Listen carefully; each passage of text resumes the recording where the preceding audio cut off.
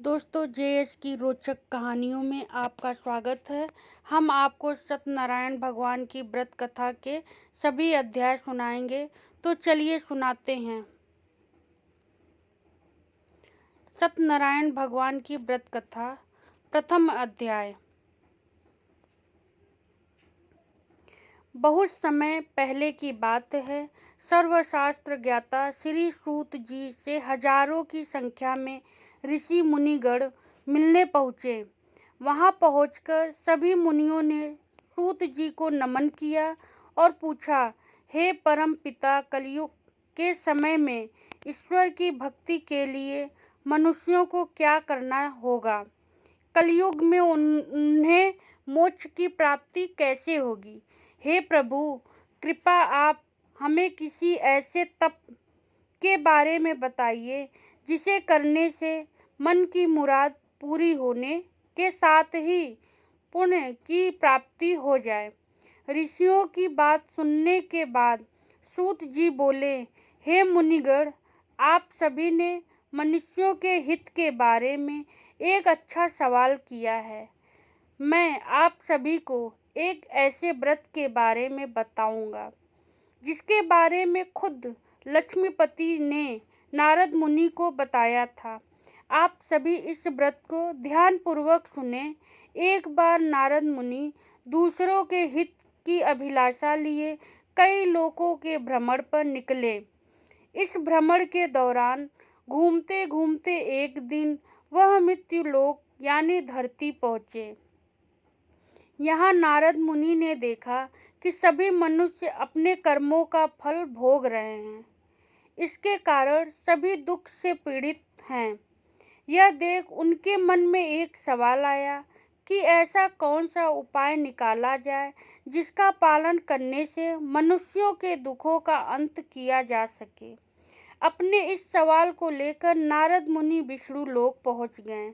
वहां उन्होंने भगवान नारायण की आराधना की। प्रार्थना करते हुए नारद मुनि बोले, हे प्रभु, आप तो स्वयं शक्तिशाली हैं, आपका कोई अंत नहीं है। आप सभी भक्तों के कष्ट को दूर करते हैं। आपको मेरा प्रणाम है। नारद मुनि की यह बात सुनकर भगवान विष्णु प्रकट हुए और कहा, हे नारद मुनि, आपके मन में ऐसा कौन सा सवाल है जिसके लिए आप यहाँ पधारे हैं? परम पिता विष्णु की बात सुनकर नारद मुनि बोले, प्रभु, मृत्युलोक में मनुष्य अपने कर्मों के दुख झेल रहे हैं। भगवान, आप अगर मुझ पर तनिक भी दया करते हैं तो कृपया करके मुझे बताइए कि मानव ऐसा कौन सा काम करे जिससे उन्हें इस दुख से मुक्ति मिल सके। विष्णु भगवान ने जवाब में कहा, हे मुनि, मानव जाति की भलाई के लिए आपने एक अच्छा सवाल किया है। मैं आपको यह बात बताऊंगा जिसका पालन करने से मनुष्यों का मोह से नाता छूट सकता है। इतना कहने के बाद भगवान विष्णु ने व्रत के बारे में बताया शुरू किया। उन्होंने कहा, स्वर्ग और मृत्यु दोनों लोकों में एक ऐसा व्रत है जिसे करने से पुण्य की प्राप्ति हो सकती है। उस व्रत का नाम है श्री सत्यनारायण भगवान की पूजा। इस व्रत को पूरी विधि विधान से जो भी करेगा उसे सुख और मोक्ष की प्राप्ति होगी। विष्णु भगवान से इस व्रत के बारे में सुनते ही नारद मुनि ने फिर पूछा, हे ईश्वर, इस व्रत को करने से कौन सा फल मिलेगा और इसे करने की विधि क्या है? इस व्रत को सबसे पहले किसके द्वारा किया गया था और इस व्रत को किस दिन करना शुभ होगा? प्रभु, आप इन सभी सवालों के जवाब दें। नारद के सवालों का जवाब देते हुए भगवान विष्णु कहते हैं, दुखों को दूर करने वाले इस व्रत को करना बहुत आसान है। इसको करने के लिए मनुष्य को पूरी भक्ति से शाम के समय ब्राह्मणों के साथ श्री सत्यनारायण भगवान की पूजा करनी होगी। इसके लिए सबसे पहले भोग तैयार होगा। भोग के लिए दूध, केला, घी और गेहूं के आटे को 1/4 भाग में लेना होगा। गेहूं नहीं है तो उसकी जगह साठी के आटे का उपयोग किया जा सकता है। फिर शक्कर और गुड़ सहित सभी खाने योग्य पदार्थ को मिलाकर भगवान को भोग लगाना होगा। व्रत रखने वाले को भजन कीर्तन का आयोजन करना होगा। भक्ति में लीन होकर भगवान सत्यनारायण की अर्चना करनी होगी। इसके बाद व्रत रखने वाले को ब्राह्मण और सभी परिजनों को भोजन कराना चाहिए। इसके बाद व्रत रखने वाला खुद भोजन करेगा। इस तरह पूरी विधि के साथ सत्यनारायण भगवान की पूजा करने से मनुष्यों की हर इच्छा पूरी हो सकती है। साथ ही ये कलयुग में मोक्ष प्राप्त करने का एकमात्र सरल उपाय है। इस तरह श्री सत्यनारायण कथा का पहला अध्याय पूरा होता है। बोलिए सत्यनारायण भगवान की जय। सत्यनारायण की व्रत कथा द्वितीय अध्याय।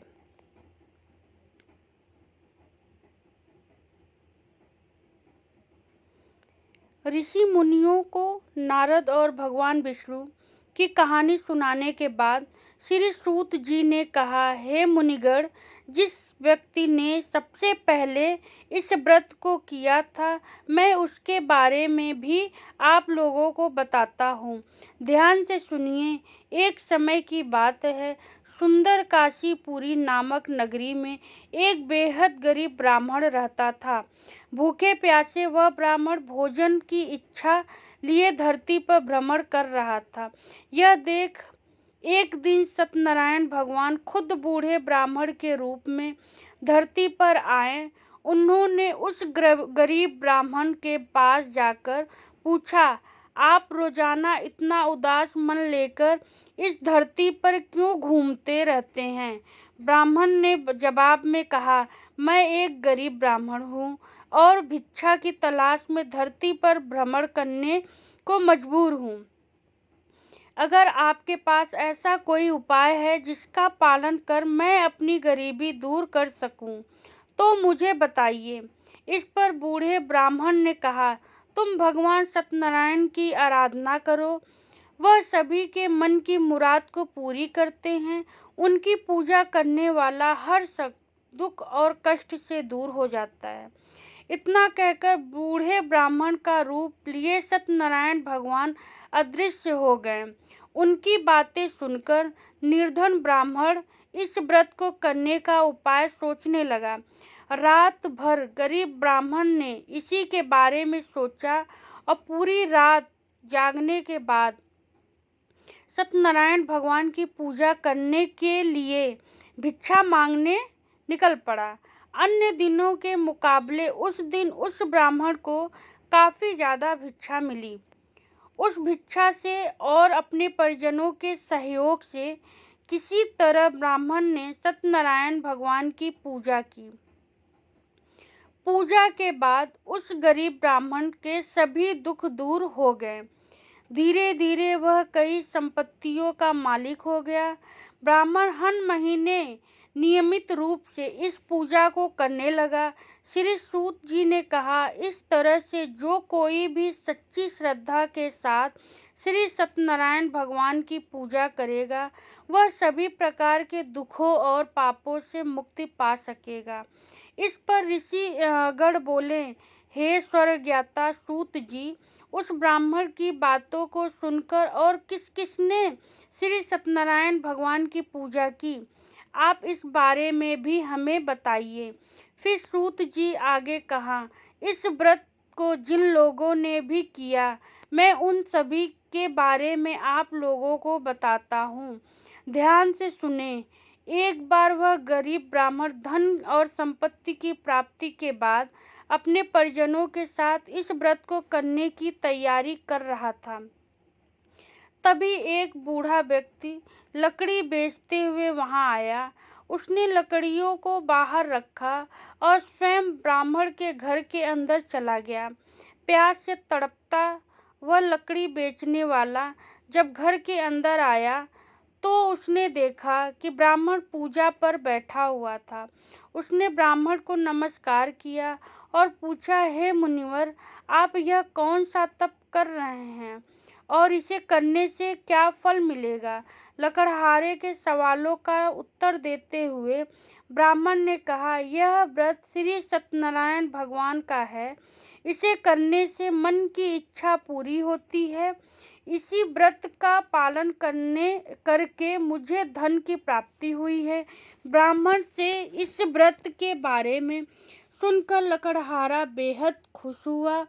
उसने चरणामृत व प्रसाद ग्रहण किया और तुरंत अपने घर चला गया। घर पहुंचकर उसने निश्चय किया कि किसी भी हाल में वह भी श्री सत्यनारायण भगवान की पूजा करेगा। इसके लिए वह लकड़ी बेचने उस नगर जा पहुंचा जहां अधिक संख्या में अमीर लोग रहते हैं। वहां उसे पहले के मुकाबले अधिक धन मिला। इसके बाद उस लकड़हारे ने कमाए हुए धन से गेहूं का आटा, केला, घी, शक्कर, दूध सहित सत्यनारायण व्रत में लगने वाली सभी सामग्रियों को खरीदा। फिर उसने अपने परिजनों को भी आमंत्रित किया और पूरी विधि के साथ श्री सत्यनारायण भगवान का व्रत किया। इस पूजा को करने के बाद उस लकड़हारे को भी धन और संपत्ति की प्राप्ति हुई और आखिर में उसे वैकुंठ धाम की प्राप्ति हुई। इस प्रकार सत्यनारायण कथा का दूसरा अध्याय खत्म होता है। बोलो सत्यनारायण भगवान की जय। सत्यनारायण की व्रत कथा तृतीय अध्याय। सूत जी आगे की कहानी सुनाते हुए कहते हैं कि सालों पहले उल्लखा मुख नामक एक राजा था। वह बुद्धिमान होने के साथ साथ सत्यवादी और शांत स्वभाव का व्यक्ति था।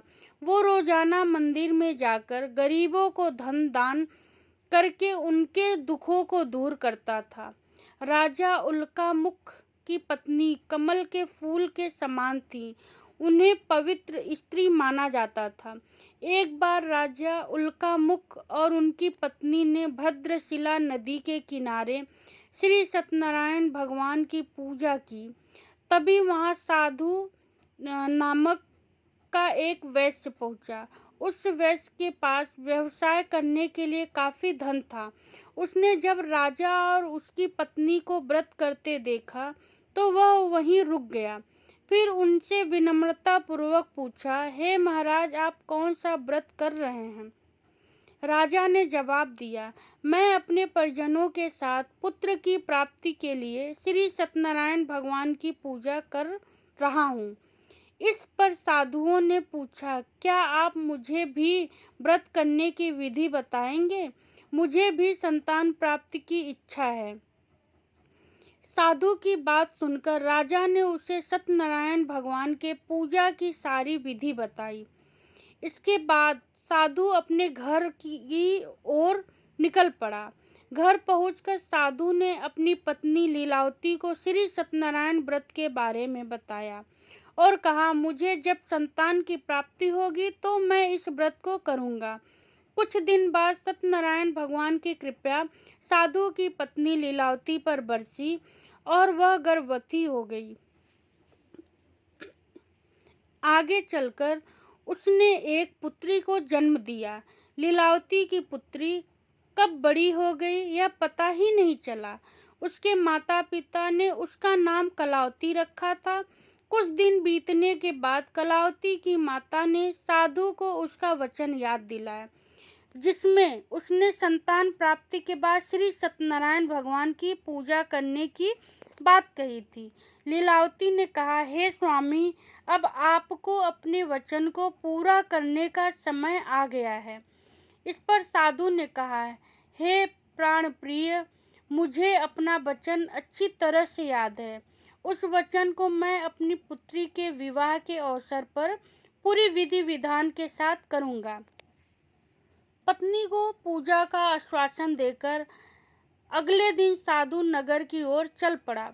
कुछ समय बाद जब कलावती शादी योग्य हो गई तो साधु ने कहा, एक दूत को बुलाया और उसे अपनी पुत्री कलावती के लिए एक योग्य वर ढूंढने का आदेश दिया। साधु का आदेश पाकर दूत कंचन नगर की ओर गया और वहां से एक योग्य वर लेकर आया। उस लड़के को देखकर साधु ने अपनी पुत्री का विवाह उससे कराने का फैसला किया। उसने तुरंत अपने प्रियजनों को आमंत्रित किया और अपनी पुत्री का विवाह उस योग्य लड़के से कर दिया। शादी के दौरान भी साधु ने श्री सत्यनारायण भगवान की पूजा नहीं की।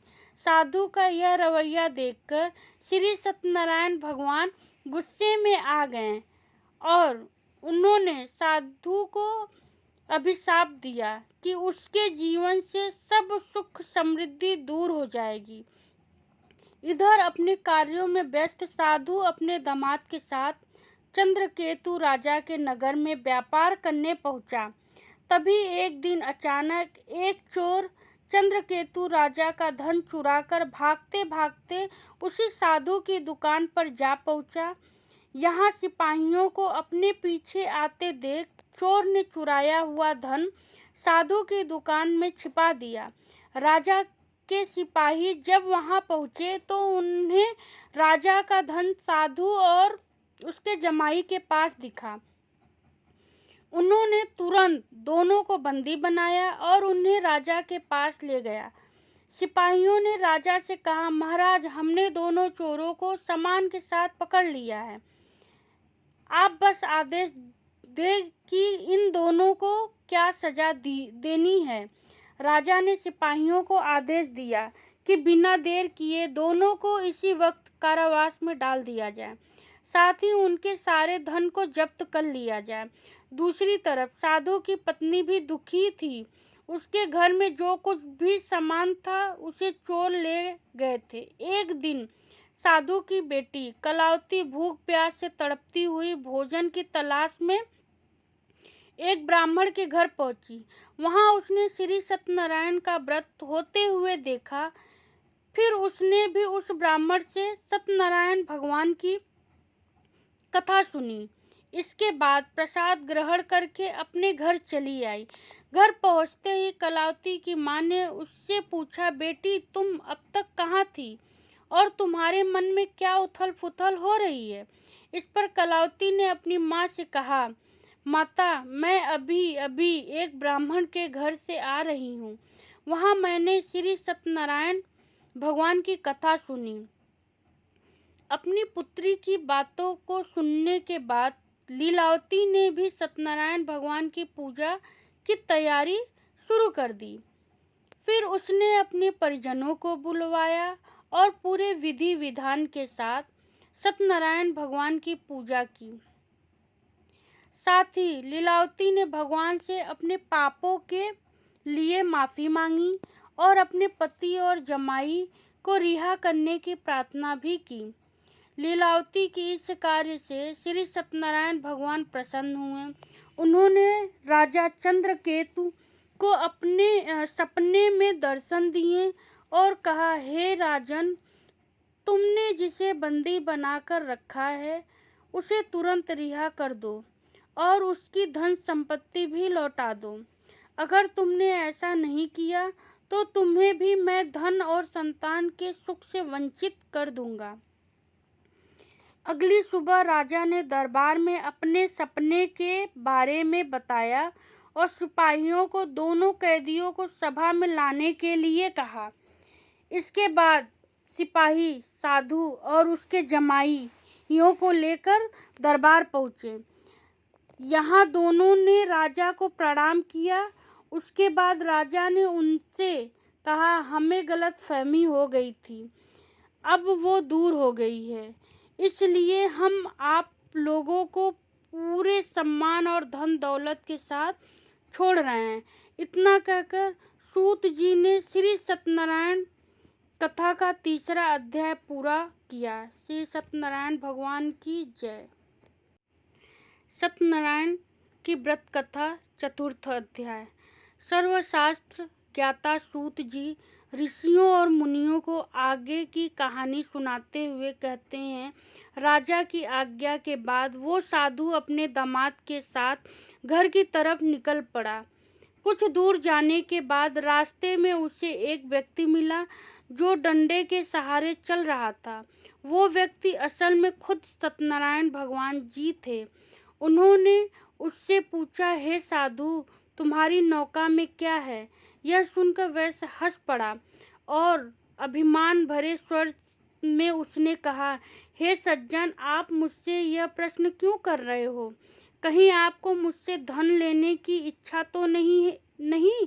अगर ऐसा है तो मैं बता दूं कि मेरे नाव में तो आपको केवल बेल और पत्ते ही मिलेंगे। वैश्य की इस कठोर बोली को सुनकर भगवान ने कहा, ईश्वर करे तुम्हारी वाणी सच्ची हो। ऐसा कहकर वे कुछ दूर समुद्र किनारे जाकर बैठ गए। अब उस वैश्य साधु ने जब अपनी नाव की ओर देखा तो वह दंग रह गया। उसकी नाव में रखे सारे वस्त्र और आभूषण बेल और पत्तों में बदल गए। यह देखकर वैश्य बेहोश हो गया। कुछ समय बाद जब उसे होश आया तो वह बहुत दुखी हो गया। तभी वैश्य के दामाद ने कहा, पिताजी, आप चिंतित न हो, यह सब उसी व्यक्ति के अभिशाप की वजह से हुआ है। हमें बिना देर किए उनके चरणों में गिरकर माफी मांग लेनी चाहिए, तभी जाकर हमारा यह दुख दूर हो सकेगा। अपने जमाई की बात मानकर वैश्य उस व्यक्ति के पास जा पहुंचा और विनम्र स्वर में बोला, मेरे अपराध के लिए मुझे माफ कर दो। इतना कहकर वैश्य जोर जोर से रोने लगा। इस पर सत्यनारायण भगवान ने कहा, हे साधु, तुम्हें जो भी दुख मिले हैं वो सभी मेरी ही आज्ञा से मिले हैं, क्योंकि तुमने अपने वचन के अनुसार एक भी बार मेरी पूजा नहीं की, जिससे मेरा अपमान हुआ है। इस पर वैश्य ने कहा, हे भगवान, आप तो स्वयं शक्तिशाली हैं, आपके रूपों को कई देवता भी नहीं पहचानते, तो भला मैं कैसे आपको पहचान पाता? अब मैं समझ गया हूँ और अपनी भूल को सुधारने के लिए मैं आपका व्रत जरूर करूँगा। आप कृपया करके मुझे माफ कर दें और मेरा धन मुझे लौटा दें। साधु की बात सुनकर भगवान सत्यनारायण खुश हुए और उसे आशीर्वाद देकर ओझल हो गए। इसके बाद वैश्य अपने जमाई के साथ नाव की ओर लौटा। वहां पहुंचते ही उसने देखा कि उसकी नाव में पहले की तरह धन भरा हुआ था। इसके बाद उसी जगह पर वैश्य ने दामाद व अन्य साथियों के साथ मिलकर सत्यनारायण भगवान की पूजा की और फिर अपने घर की तरफ चल पड़ा।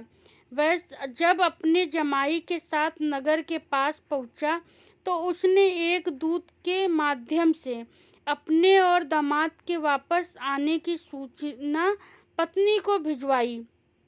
दूत ने उनके घर जाकर वैश्य की पत्नी लीलावती को नमस्कार करते हुए कहा, मालकिन साहब और दामाद दोनों नगर के पास पहुंच गए हैं।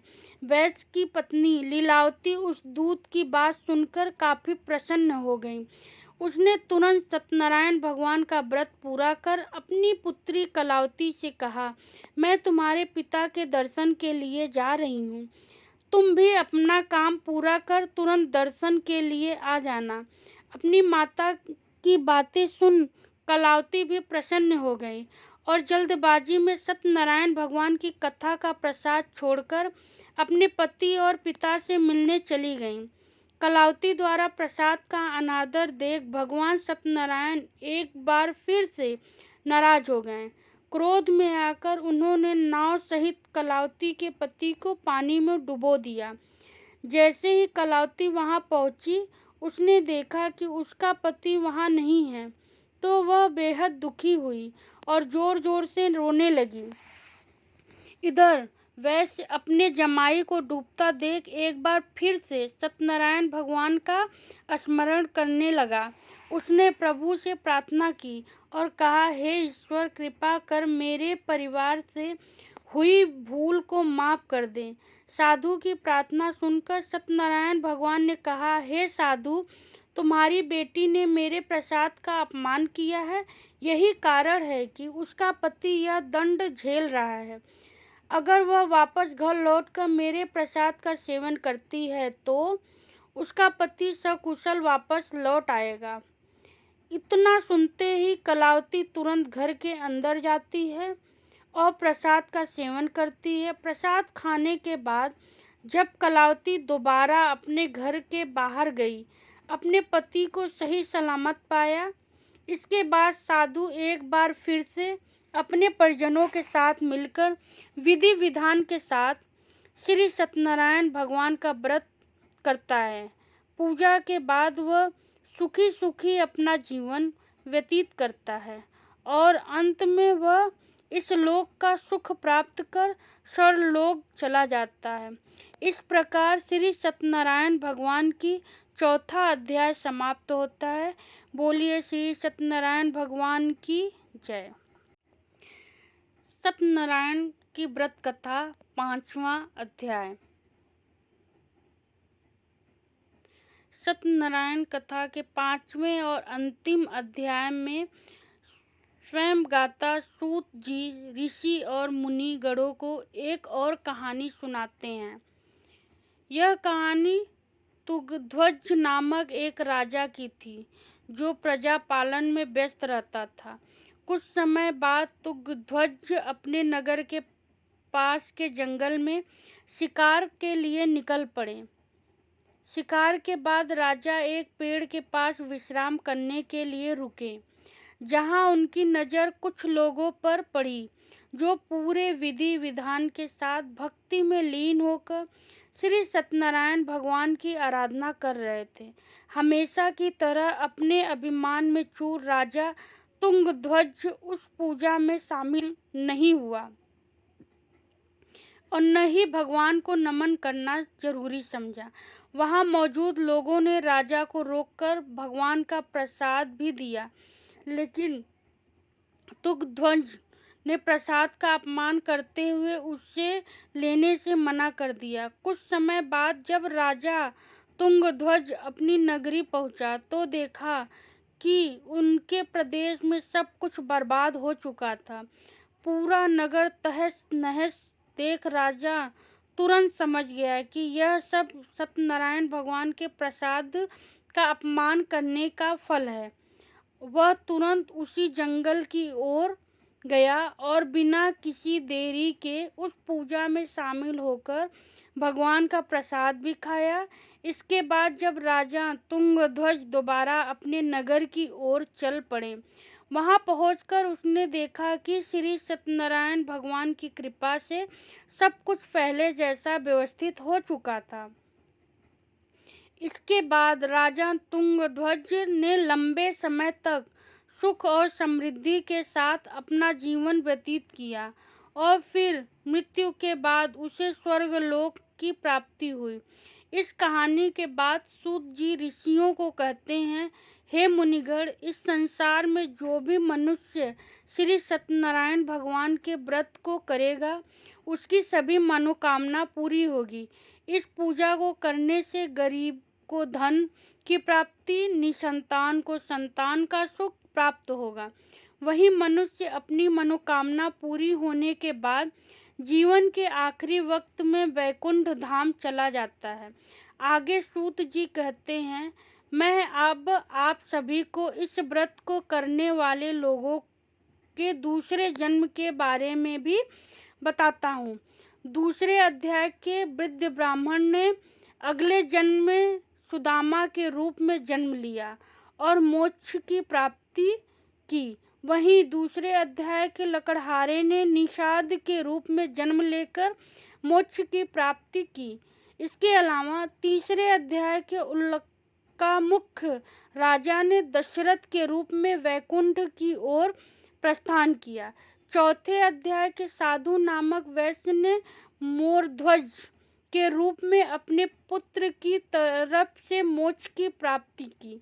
वहीं 5वें यानी अंतिम अध्याय के तुंगध्वज राजा ने भगवान की भक्ति में लीन होकर मोक्ष की प्राप्ति की। इस प्रकार श्री सत्यनारायण कथा का 5वां अध्याय समाप्त होता है। बोलिए श्री सत्यनारायण भगवान की जय।